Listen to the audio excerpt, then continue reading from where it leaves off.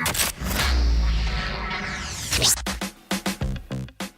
think a lot of people are not confident enough to sell their product, to sell their brand at any given chance, but yet they want to be billionaire. I've got a saying that I live by, that a lot of people like the picture of greatness, but they don't like the idea of risk. So you need to embrace that thing in you, that you got to sell your product everywhere, your services. You are listening to On The Grind podcast. Here we talk to different business owners about their success. Our goal is to expose you to something new that you can learn and apply to grow in your business today. Welcome to the third episode of On The Grind podcast. I'm your host, Lebogang Ngozi, and joining me on the line today is Theo Baloyi, who is the founder of a locally produced sneaker brand called Bathu. Theo, welcome to On The Grind podcast, and thank you so much for joining us. Thanks for the invite, Lebo. I really appreciate it, man. Let's get things started, and can you tell us a little bit more about yourself? Okay, well, Theo Baloyi is a 26-year-old guy from Pake, a few k's outside Hammerskraal. Came to Joburg to further his studies. I'm a BCom accounting graduate, works for a certain private accounting firm. And yeah, man, I'm 26 years old now, and I'm a founder of a proudly South African shoe brand called Bathu. Tell us more about Bathu. How did you come up with such a great idea? Yeah, so basically, I was a little bit concerned about, Africans and people in the township consuming without being owners of what we consume, right? So I wanted to tell a proudly South African story, and I'm using our own identity, from the townships, to say basically, even though the townships are known for ugliness and they're known for places that are not of safety, they're known for all the wrong things, I just basically want to say, there's beauty within those ugliness that townships are known for, So within that, as you know, that the word Bathu, it means shoe in South African slang, primarily used in townships, to refer to any type of a shoe. And this word has been, originated from the days of Sophiatown, prior democracy, long way before, right? So if you go to any township in South Africa now, and then you go into that township, whether it's being Alex, Soweto, Bloemfontein, Gugulethu, and you go in there and say Bathu, everyone knows that you're talking about a shoe. So I wanted to take that and then, make sure that people understand what it means and tell that proud South African story, because it's such a universal, slang way that is used across townships. So I wanted to take that and brand it under a shoe brand, call it Bathu, and tell the world about our beautiful story in a way that, Italians can say that this is Bathu is from South Africa and it means shoe. Can you describe the shoe for us? So the shoe, basically, as you said, like in townships, Bathu is known for different types of shoes. So it's either a sneaker, it's a sandal, it's a boot. It's always known for Bathu. So our first project that we started with sneakers. They're same mesh edition sneakers. So basically, they're made out of mesh. We say that we've got a hashtag going that it's the only sneaker that breathes. So the top material is made out of mesh. Because of it blows air, into your shoes as you walk your journey. There's ventilation coming through, so we wanted to be different. So we made the shoe out of complete mesh on the top, and then it's got a little bit of color on the rubber as well, so to give it a little bit of personality. So it's a very unique shoe that is designed, for Africans, that is designed for everyone in the world, basically, to wear in it and then, to be different, So we wanted to be, have identity around the mesh material as Bathu, So it's a very uniquely designed shoe. So now, Theo, most people want to start businesses. However, finances are always a barrier. How did you go about financing your business? So for me, this is all self-funded, So what they say, there's a saying that says, abantu bakholwa kumoto hambayo, you know what I mean? Yeah, so, yeah. If you're stuck on the freeway, you cannot just stop there and scream for help, but you gotta start pushing your own car, and people will come and help you out. So, as much as I believed in this thing and I believed in the concept, I worked on the project and the concept for 18 months, prior launching it. So did all the proof of concept, the research and development, and also raising the funds. So I had to do it from my own pocket because I believed that much. So I had to put everything else on risk, use all my savings so that I see the project materializing. Now tell me, up to so far, how is the product doing in the marketplace? Wow, our product is being well received. The reception has been great because, even on our first day of launching on the 6th of September 2016 when we officially launched the product, our website crashed because of frequent visits, So everyone was excited about our product, and they just wanted to see what it's all about. So they kept on clicking on the website, on the link for the website, trying to find out what we're all about, So the reception has been great. We've had a lot of support. We've partnered with 2 online stores. We've got more pipelines in the distributions. We're doing more big stuff, you know what I mean? So in the 6 months that we've done, our social media page in Facebook, we've gone from nothing to 12,000 likes in just a period of 6 months, So it's been a great journey since we launched our shoe. In Kasi, we always come up with streetwear brands like your T-shirts and your caps. However, it's very, very rare that most of them succeed. According to you, what will you say is the challenge for them to fail? What makes them fail? I think, coming from an entrepreneurial point of view, and this is one of the topic that I'm very passionate about as Africans, is that the problem about African leadership is that we're so used to designing, products and services, for just the label 2 streets away from where I live. You know what I'm saying? So we don't design things and services and products, for the Piccolo in Italy, for the Kim in America. We don't design things for Munyarati in Zimbabwe. We used to so much designing products and services, for the Karabo down the road, you know what I'm saying, for my neighbor, and that's where I think where we get it all wrong with Africans.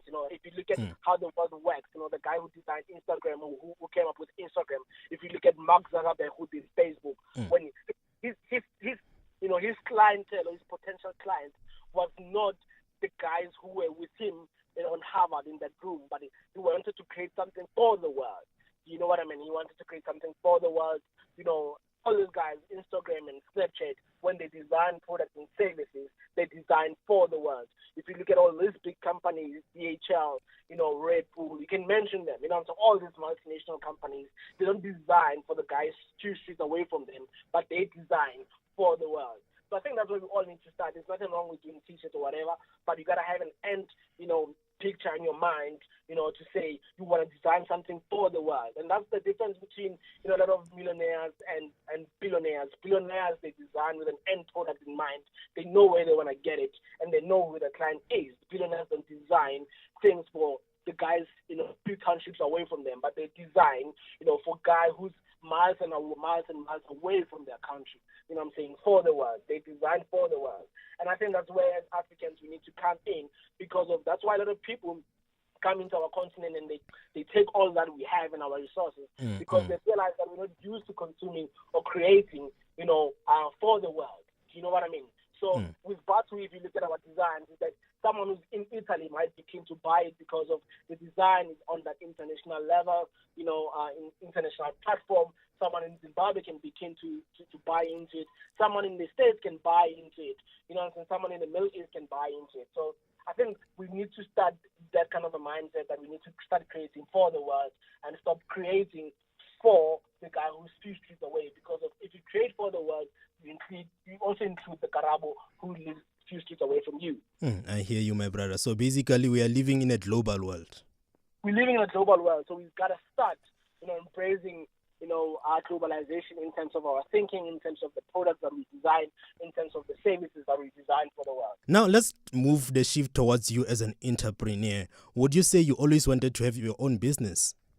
Yeah, definitely. I got a bit beaten up by the entrepreneurial market at a very young age. My dad was an entrepreneur. My grandfather was an entrepreneur. I myself started into a pursuit or embarked on an entrepreneurship journey at a fairly young age. When I was in my, I mentioned earlier on that I'm a become accounting graduate. So when I was in my second year, I used to start a perfume store to door in Alexandra. And and that's where I got bitten by the entrepreneurial bug. So I've always, loved selling products. I don't know why I studied accounting. I always make this joke that I should have studied.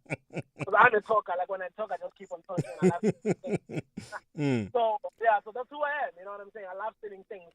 I'm that type of guy that I can sell ANC to Jacob Zuma if I have to. So I love selling stuff. I love selling products and services. This is On The Grind podcast.